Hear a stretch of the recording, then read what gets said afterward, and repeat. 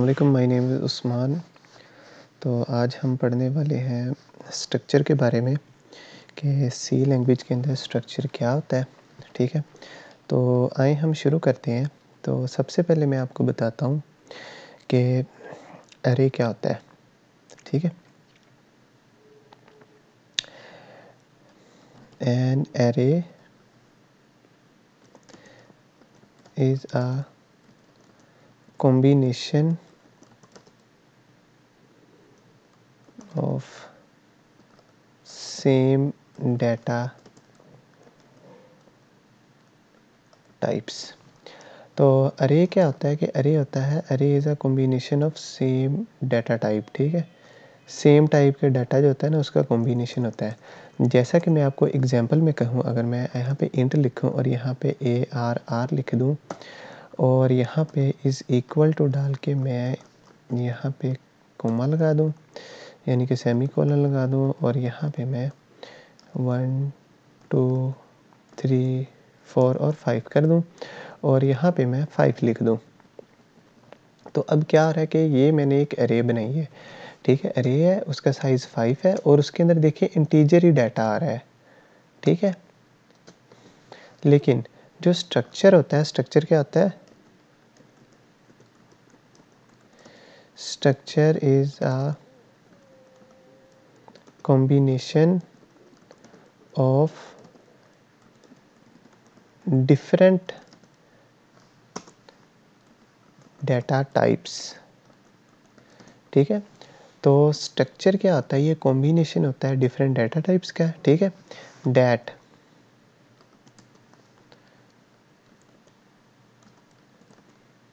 Combine together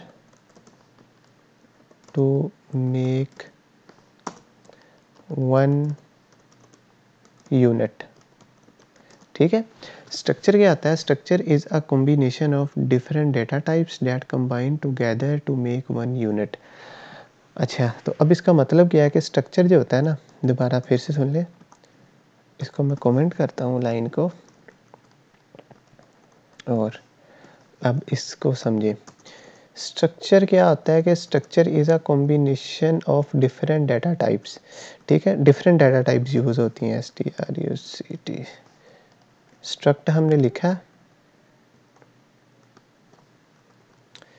ठीक है, ये हमने स्ट्रक्ट लिखा, इसको एक नेम दे देते हैं पोजीशन, और ये होता है इसका सिंटैक्स स्ट्रक्ट को लिखने का।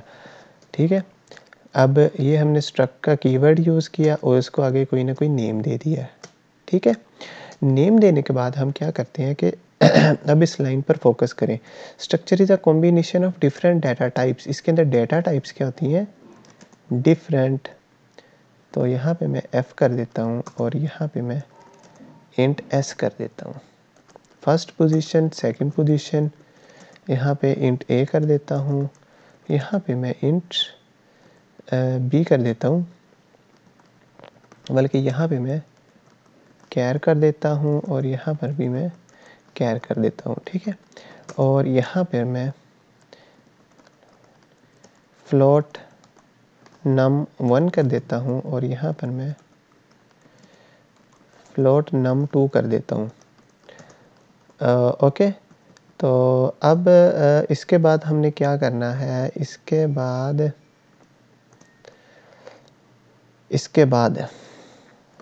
बाद हम इसको देखें, तो इसके बाद हमने ये करना है कि हमने यहाँ तक कर लिया। Structure is a combination of different data types that combine together to make one unit, जो कि कंबाइन हो जाती हैं, इकट्ठी हो जाती हैं और एक यूनिट बना लेती हैं। ठीक है, तो यूनिट बनाने से क्या मुराद है कि ये जो स्ट्रक्चर है ना कंप्लीट, ये एक वेरिएबल के अंदर स्टोर हो जाएगा।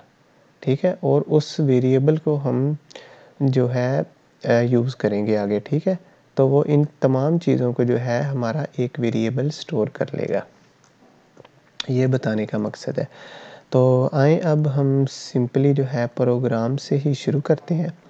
तो अब यहाँ पर मैं इसको नीचे करता हूँ और यहाँ पे मैं करता हूँ हैश इंक्लूड stdio.h। ठीक है, और यहाँ पे मैं कर देता हूँ इसके नीचे इंट मेन कर दिया, और यहाँ पे अगर मैं कर दूँ रिटर्न 0 कर दूँ, ठीक है। रिटर्न 0 करने के बाद अब यहाँ पर मैं आ जाता हूँ, और यहाँ पर आने के बाद मैं लिखता हूँ structure, स्ट्रक्ट लिखा मैंने, ठीक है। और यहाँ पे मैंने लिखा पोजीशन, ठीक है। ये जो पोजीशन है ये वाला कंट्रोल C कॉपी करता हूँ, और यहाँ पे मैं लिख देता हूँ कंट्रोल V करके पोजीशन।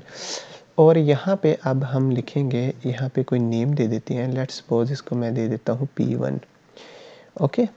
इसको मैंने P1 दे दिया है पोजीशन, ठीक है। अब देखें, अब ये क्या हुआ कि ये जो स्ट्रक्ट पोजीशन है ये आपकी बन गई है डेटा टाइप, ठीक है। जैसे हमारी इंट डेटा टाइप होती है, कैर डेटा टाइप होती है, फ्लोट डेटा टाइप होती है, ये वैसे ही ये स्ट्रक्ट पोजीशन जो है हमारी डेटा टाइप बन गया है, और P1 उसका नेम बन गया है, ठीक है। अब मैं क्या करने वाला हूँ, अब सिंपली मैं इसको क्या करूँगा, इनको मैं प्रिंट करवाने वाला हूँ, ठीक है।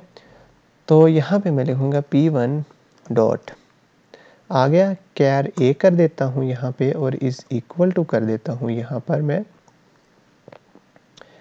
A कर देता हूँ, ठीक है जी। और इसको यहाँ पर मैं 6 है आई थिंक FSAB, तो यहाँ पर मैं कर देता हूँ F, यहाँ पे कर देता हूँ S, यहाँ पे A, यहाँ पर B कर देता हूँ, यहाँ पे मैं num1, और यहाँ पे मैं num2 कर देता हूँ। और ये करने के बाद अब यहाँ पर मैं कर देता हूँ ओके num1 num2, और यहाँ पर हम करते हैं अभी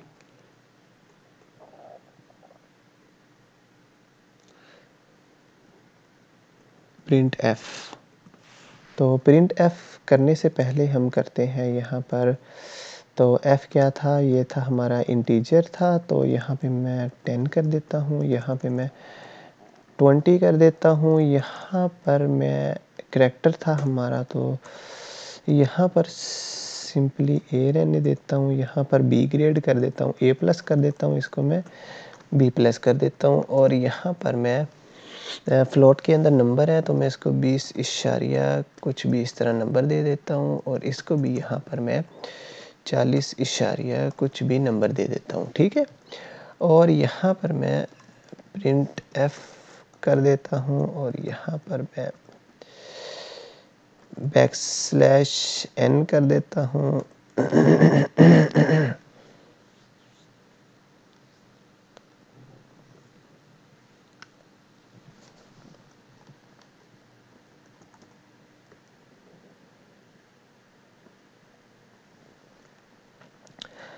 और यहाँ पे मैं कर देता हूँ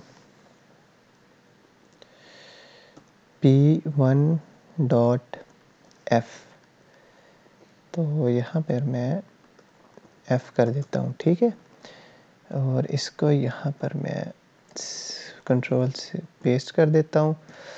अब देखें, ये पहले दो हमारे इंटीजर हैं, तो यहाँ पर ये ठीक है f, और यहाँ पे s आ गया। उसके बाद हमारी करैक्टर है, तो फॉर्मेट स्पेसिफायर C कर देते हैं, और यहाँ पर a, यहाँ पर b, यहाँ पे एक और मैं कॉपी पेस्ट करता हूँ, और यहाँ पे हम कर देते हैं num1, एंड यहाँ पे हम कर देते हैं num2, और यहाँ पर f कर देंगे, और यहाँ पर हम कर देंगे f, ठीक है। और दैट्स इट, हमारा ये हो गया। तो अभी हम इसको रन करते हैं, तो stdio.h, ठीक है।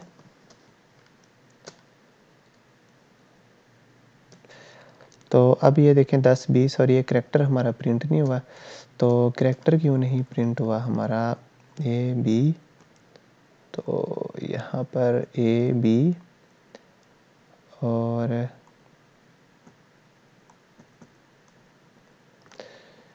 तो यहाँ पर एक्चुअली उसने एक कैरेक्टर लेना होता है, ठीक है, तो इसलिए हमारा ए बी प्रिंट नहीं हुआ। तो अब देखें हमारा ए बी भी प्रिंट होके आ गया है, ठीक है। तो ये होता है आपका स्ट्रक्चर। तो स्ट्रक्चर के अंदर क्या नोट करने वाली बात है कि स्ट्रक्चर के अंदर जो होते हैं different data type of different variables होते हैं। इसके अंदर डिफरेंट वेरिएबल्स होते हैं और उनको हम एक सिंगल वेरिएबल के अंदर यूज़ करते हैं, ठीक है। तो अब ये जो हमारा स्ट्रक्चर है ये वाला, इसको हमने किसके अंदर असाइन कर दिया है, P1 के अंदर, ठीक है। और P1 के जैसे ही हम लिखते हैं डॉट दबा के, तो उन वैल्यूज़ को हम एक्सेस कर लेते हैं, ठीक है। तो अब इस स्ट्रक्चर का एक और भी फ़ायदा है। अब देखें, अब ये P1 है ना, तो यहाँ पे एक P2 लिख दें, ठीक है, P3 लिख दें, P4 लिख दें, जो भी लिखना लिख दें। और अब इनको मैं यहाँ से कॉपी करता हूँ, इस तमाम डेटे को कंट्रोल C कॉपी किया और कॉपी करने के बाद यहाँ पे कंट्रोल V पेस्ट कर दिया और यहाँ पे इसको 2 कर दें, इसको 2 कर दें, इसको 2 कर दें, 2 और इसको 2, ठीक है। और अब इसको यहाँ पर हम कर देते हैं AB और FS num1 num2, ये कर दिया। अब हम क्या करेंगे, अब हम यहाँ पर P2 ठीक है, इसको ये कर देंगे और यहाँ पर हम इसको अब एग्जीक्यूट करेंगे तो देखो हमारी वैल्यूज़ जो हैं वो प्रिंट होके आ गई हैं, ठीक है। अब आप चाहें तो इन वैल्यूज़ को चेंज भी कर सकते हैं।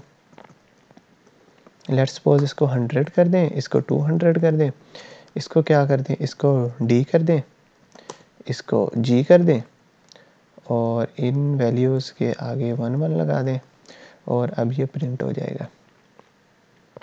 देखिए 100 200 D G और आपकी ये वैल्यूज़ जो हैं वो प्रिंट होके आ गई हैं। अच्छा जी, अब इसके बाद हमने क्या करना है,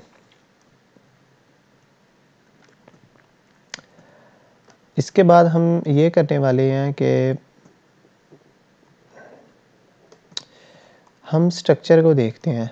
स्ट्रक्चर के अंदर एक तीसरी चीज़ हम क्या कर सकते हैं कि हम इसको इज़ इक्वल टू डाल के ये ब्रैकेट लगाई और यहाँ पर मैं FSAB कर देता हूँ, ठीक है। तो यहाँ पे हम सिंपली डॉट लगाएंगे, यहाँ पर F लिखेंगे इज़ इक्वल, यहाँ पे 1 मिनट, यहाँ पर इसको क्या करें, इसको यहाँ से कॉपी करें, कॉपी करने के बाद इसको इसके अंदर कंट्रोल V पेस्ट कर दें और इसको यहाँ से फ़िलहाल डिलीट कर दें डिलीट कर दें, ठीक है। अब आपको ये जो है ना P1 इसको भी डिलीट करना है, ठीक है, इसको डिलीट कर दें, ओके। तो इसको जब आपने डिलीट कर दिया है तो अब आप देखें, अब आप इसको भी यहाँ पे यूज़ करें ये P2 है तो इसको भी यहाँ से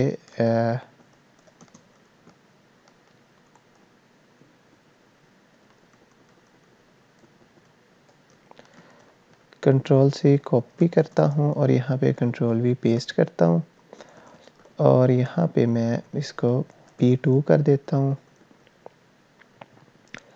और इसको यहाँ पे वैल्यूज़ को चेंज कर देता हूँ, ठीक है।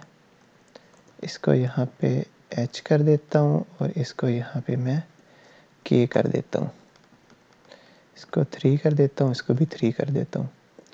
तो अब देखना आप हमारा रिज़ल्ट जो है वो सेम आएगा, लेकिन ये कुछ प्रॉब्लम कर रहा है। तो इसकी वैल्यू को यहाँ पे 100 कर देता हूँ अभी के लिए। तो अभी भी ये यहाँ पे एरर दे रहा है। तो ये एरर क्या दे रहा है, तो FSAB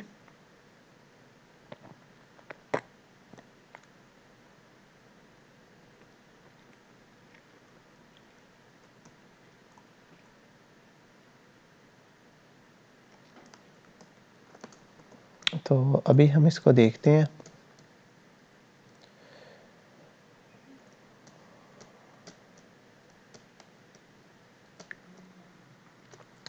हाँ जी, तो हम इसको देखते हैं अभी।